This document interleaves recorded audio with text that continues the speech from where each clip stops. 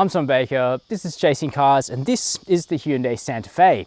Last time you and I took a drive in the Santa Fe in this new generation form, you remember I thought that it was actually pretty good. It looks decent, it's spacious and premium inside, and the driving dynamics are especially good for Australian roads. But there was one thing missing when the Santa Fe came out with this new generation, and that was a decent sized petrol engine. Yes, you could get a fairly anemic 4-cylinder petrol on the base car, but everything else was a 4-cylinder turbo diesel only. Well, that's now changed with the addition of this, a naturally aspirated 3.5 litre V6 option for the Santa Fe that's actually cheaper than the equivalent diesel on the upper spec models like this Highlander, which is the top of the tree in the Santa Fe range. And we'll come to how the petrol engine transforms the Santa Fe experience on the road shortly. But first, let's remind ourselves of what makes the Santa Fe so good, regardless of powertrain, and even in some ways, regardless of trim. Because this is a really nicely made and nicely appointed family SUV, and it's not particularly expensive. This Highlander, the flagship grade with the petrol engine, is well below $60,000 list and just a smidgen above it in terms of driveway pricing, and you feel like you're in a proper sort of semi-luxury car. There's really nice soft leather on the seats, which have lots of electric adjustment. They have memory over here on the driver's side, heating and cooling as well for both front seats, and even heating in the back. So everyone's got something to love. Really creamy leather steering wheel, it feels good in the hand, and also just a nice layout generally. So there's a partially digital gauge cluster in front of you, which can show you your navigation and your trip information, though not much else.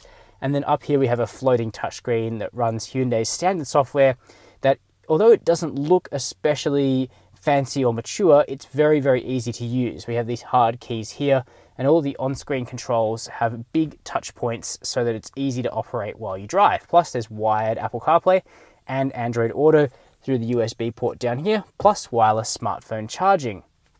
In terms of other materials used in the cabin, a lot of them are very nice. We have this stitched faux leather dashboard up here, soft touch doors, this really funky material up here on the headliner, which is pretty cool. In fact, most places you touch are trimmed in soft materials. You have to go looking for the harder plastics, and they really are in the minority in this car, which has just been nicely done. Plus the seat is supportive and comfy for a long drive. The visibility is good thanks to big mirrors, and there's lots of places to stash clutter. Big cup holders, deep central bin, and one of these cool trays up here in the dash itself. So up front, there's very, very little to complain about. Let's check out the second row. The Santa Fe has big doors that open really wide, so although you'll have to watch where your kids are opening them in the car park, fitting a child seat is nice and easy. Plus getting in will be easy for the kids, grandma, whoever you're stashing back here, and whoever you are putting in the second row will find it very spacious. So for myself at 6 foot, I've got good headroom, even with this standard panoramic roof on the Highlander variant. Legroom behind my own driving position is immense, toe room's generous, and you can easily get 3 across back here because this is a decent seat and there's no hump in the floor, partially because the petrol V6 is front wheel drive only, and we'll come to how that changes other things in a moment. Now we do have air vents back here, that's good to see, a little bit of storage, and 2 powered old style USB ports. Also things like big sun blinds so you don't have to fit the ugly aftermarket versions. Soft touch materials on the doors, so it really is like a luxury car in that department here. But there's also a really funny feature where you can push this passenger seat forward and backward from the back. So if you've got ratty kids, you've got to make sure they don't annoy you with that feature. The other great thing about the Santa Fe is that it is a standard 7-seater, so you can get 2 children in the back. And I'll overlay a bit of B-roll of myself graciously entering the third row so you can get an idea of just how big or small it is. So in terms of accommodation for those in the back, I certainly give it much more than a pass mark. How about the boot? Let's head round there now. I, for one, really like the design of the Santa Fe. I think the last one was a fairly good looking car. I think this one is really attractive, and it's got quite a few design flourishes that, you know, reminiscent of what Hyundai is doing in terms of design at the moment. Now we have an electric tailgate on the Highlander here. That gets out of the way really, really smartly. It's one of the fastest in the segment. And then that opens up to reveal a really big boot. totally flush lip here, so you can just slide things straight in and out, which is really good. Space with all 3 rows up is naturally pretty constricted in the back. This is one of the smaller 7-seaters in its class. Something like a Mazda CX-9 has extra length, although not that much extra space behind the 3rd row. So if you really want to have all 7 people aboard and have lots of boot space, you need to look at something like a people mover rather than an SUV. But for what it is, I think it's pretty generous. And then you are able to just hit that button successfully, let the boot drop down, and then jump into the driver's seat, where we find out that the Santa Fe is one of the best driver's SUVs in this class. So what is the Hyundai Santa Fe like to drive? And in particular, what's it like to drive with the new 3.5 litre V6? Well, let's start exactly there with the engine. And this isn't a new engine, it's a Hyundai 6-cylinder we've seen a fair bit of over the last few years. It's a naturally aspirated unit producing 206 kilowatts of power and 336 Newton meters of torque. So definitely sufficient power, and it's a pretty revvy unit. It doesn't mind being revved right out, and it sounds, you know, pretty good when you do it, but relatively modest torque. And in fact, the diesel engine, the 2.2 litre turbocharged 4-cylinder diesel, has more torque than the petrol, and that makes the diesel feel a little bit more effortless at low revs, town speeds, going up hills where you hear the petrol having to work a little bit harder. That being said, in terms of refinement, the petrol is easily the more refined of the 2 engines. It makes that nice zingy sort of sound, and when you're not revving it out, it's borderline silent. Now the Santa Fe has a little bit of road noise, so that means that the dominant sort of sound that you're hearing on these Continental Conti Sport Contact tires is noise of the road, so you're not also hearing the engine noise on top of that, whereas in the diesel you do have that little bit of diesel clatter as an additional sound that you're hearing. So I think in terms of which engine you should buy, it really comes down to personal preference.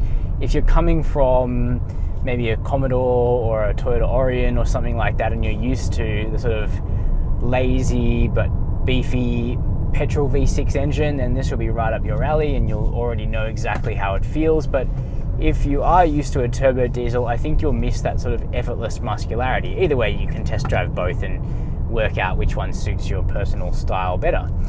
However, most of the rest of the Santa Fe experience is really consistent between the petrol and the diesel. They both have the same Australian tuned suspension, and the ride and handling tends to be one of the Hyundai's best attributes, basically. Now we're driving out here on the roads of the Lower Hunter Valley in New South Wales, which is one of the areas that Hyundai typically tune their cars for, and it's no great surprise that the Santa Fe feels just about right for these pockmarked Australian B roads. Now, I said from the start, and I still believe, that the Santa Fe's low-speed ride is a little bit firm, especially for, you know, a comfortable family cruiser. But out here on country roads, it all starts to make sense because the body sits really flat and stable. It's really compliant, but still very, very well controlled. Mid-corner bumps don't trouble the Santa Fe. In fact, it really just laps them all up and gives you a really consistent, cohesive, safe driving experience that actually gives the keen driver something to really sink their teeth into as well, which is quite a surprise. Well, the steering, it's a big SUV, so you're never going to be expecting amazing steering, but it's mid-weighted, it's consistent, it helps you plot a good line through the corners, and the grip from those Contis up front is surprisingly tenacious for a reasonably heavy SUV. Then there's the fact that the petrol V6 is front drive only, which of course is going to create some issues if you live at the top of a really steep hill that tends to get slippery in the wet. But otherwise, I don't think you're going to notice the fact that this car isn't all-wheel drive most of the time, because in Australia, it's not a very snowy country. Most people drive on dry roads the vast majority of the time, and a two-wheel drive SUV gets the job done just fine. But if you must have all-wheel drive, if the sort of roads or surfaces you drive on demand it, then you have to go for the diesel at this point in time. Overall though, the refinement is pretty good. In the Hyundai, certainly a luxury SUV that costs a lot more is a lot quieter inside. There's a fair whack of road noise over coarse chip, but it's not too bad. And of course, you could just pump up the Infinity stereo to drown out that sort of noise if you want to. And the safety technology is pretty good as well. So we have adaptive cruise control, which is a little bit vague. It sort of tends to drift up and down in terms of the speed it's meant to be holding, but it's okay, I suppose. The lane keep assist is good, that's very well tuned, and in fact Hyundai's systems are among the best in this regard at picking up lane markings and keeping you between them. We have blind spot monitoring, rear cross traffic alert, a 360-degree parking camera that really helps park this thing, because even though it's not massive, it's still a fairly large vehicle, and you know, parking it can be a bit of a chore in tight spaces. So on the whole, you feel safe both in terms of the technology, but also in terms of that really good chassis setup in this car. So those are our detailed opinions of the 2020 Hyundai Santa Fe, now available with a naturally aspirated petrol V6 powertrain. I do think that on balance, the 4-cylinder turbo diesel is still the better fit for this car, not only because it gives you all-wheel drive, but just because it delivers so much better economy in town where most of these vehicles really do spend most of their time. But if what you're after is a nicely made, good to drive family 7-seater with a more traditional engine that has been popular for many decades in Australia, a big petrol V6, then Hyundai now deliver. And the fact that you also get a cost saving with that is just icing on the cake. Now let me know your thoughts about the Santa Fe down below the video. While you're down there, make sure to hit subscribe and the notification bell. And as always, thanks for watching Chasing Cars.